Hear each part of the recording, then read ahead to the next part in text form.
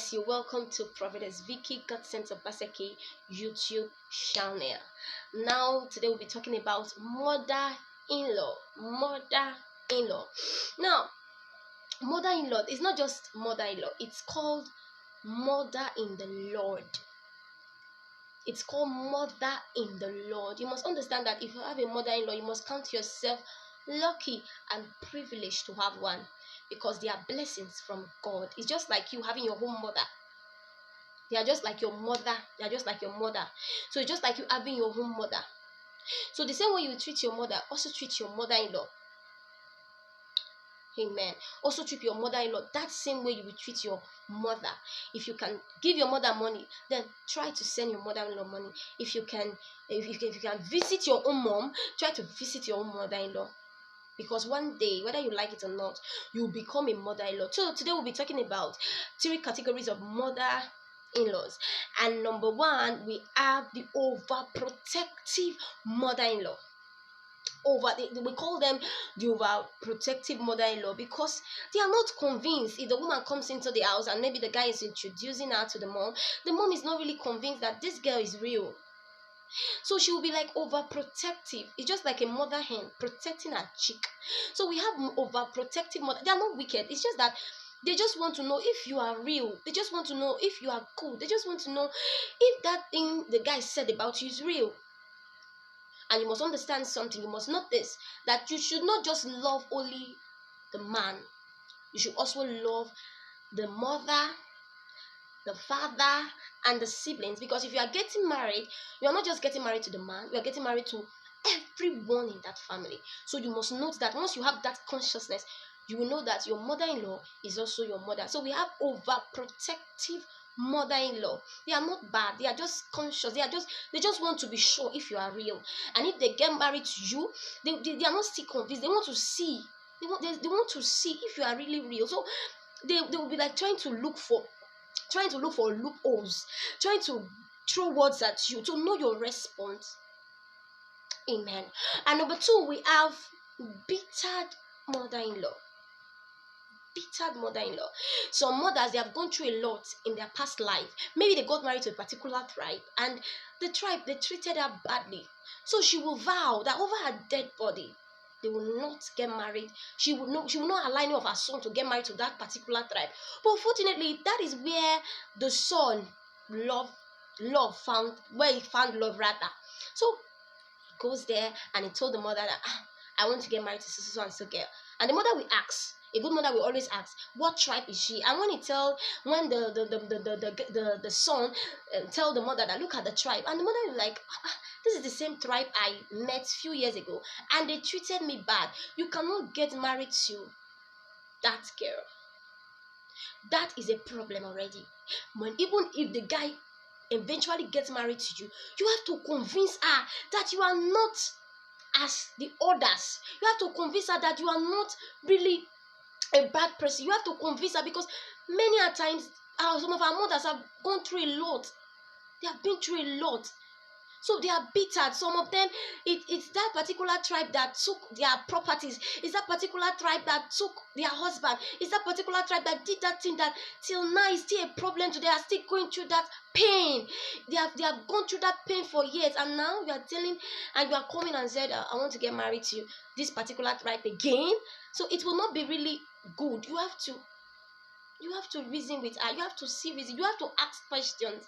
That is when you will ask the guy you want to marry, your husband to be, what is the challenge? Why is she not agreeing to this marriage? What is the problem? And he will begin to explain. As he explains, make sure you try your best to be good to her. Don't carry the character of those people in your tribe. Try your best. I remember, I'll give a story of mine. I remember when I wanted to get married. My husband's grandmom had an issue with my languaged person. So to the extent that it was a problem. It was really a problem. So to the extent that they started going to herbalist home to do some certain things like that. It got worse. So my My husband grandmom vowed that nobody will marry from that tribe. None of our children will marry from that tribe. But fortunately, that's where he found love.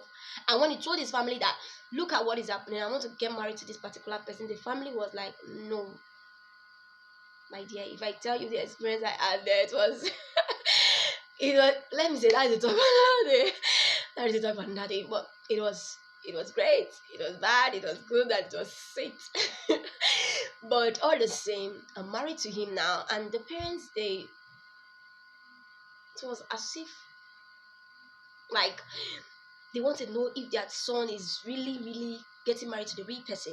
So a lot of times they have asked me some questions, they have thrown some things at me, and my dear, you have to be good. If you are a good woman, you are a good woman. You have to be good. So, and they discover that I'm not as some of my language persons. So they are happy. Till now, they are happy. I can go and stay in my mother-in-law's house and just stay there. I'll be comfortable.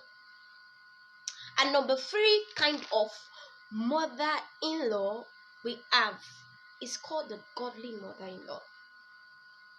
These ones, they are not rare, but you don't easily find them. So this is the kind of mother-in-law that they are godlike.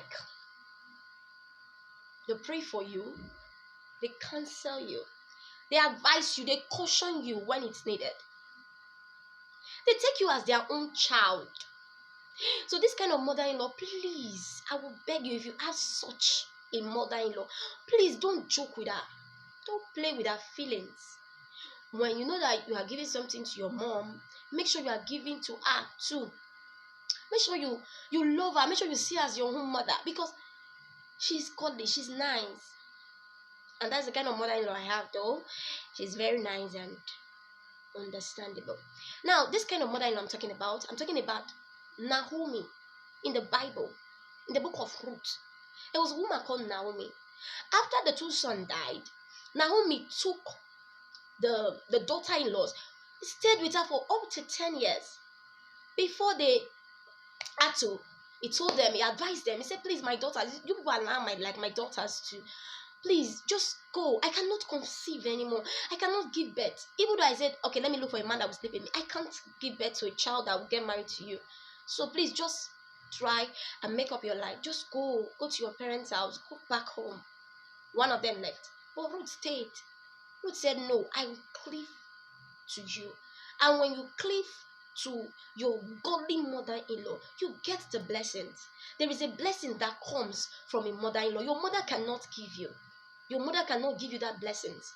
I know sometimes a lot of us have gone through battles with our mother-in-law, but just sit down, ask yourself, if this is my mom and she's doing this to me, what will I tell her? What will I do? Sit yourself down, pray and ask God, what do I need to do for this woman to just forget about this thing and let's work together again? So Ruth cleaved to her mother-in-law and she got a man that loved her and married her. There are some things you will get when you are connected to your mother-in-law. There are some advice your mom cannot give you. It's not that your mom does not love you or she cannot give you advice, but there are some advice that your mother-in-law will give you that money cannot buy, even about your husband, because she's the one that gave birth to him. If you see your mother-in-law as a witch, then she would have killed your husband many years ago, because she's the one that gave birth to him. So if your mother-in-law could not kill her own son, see you. Just forget about that mentality that my mother-in-law is bad.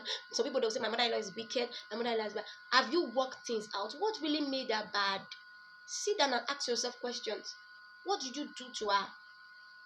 What did you go wrong? There's still something you can still do to make your mother-in-law love you again. Even though she's wicked, be good to her. Let the fault not come from you. Even though she's bad to you and you have talked to her, you have begged her, you have greeted her, you have asked her to forgive you and she refused to forgive you, be good to her. Don't stop being good to her. There's a blessing, because one day, my dear, as a woman, every woman is praying for that.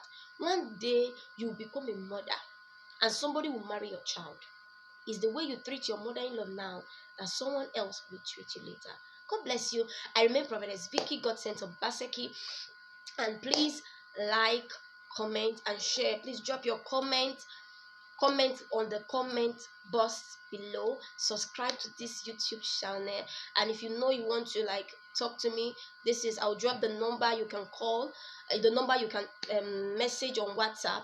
And God bless you. See you next time. God bless you.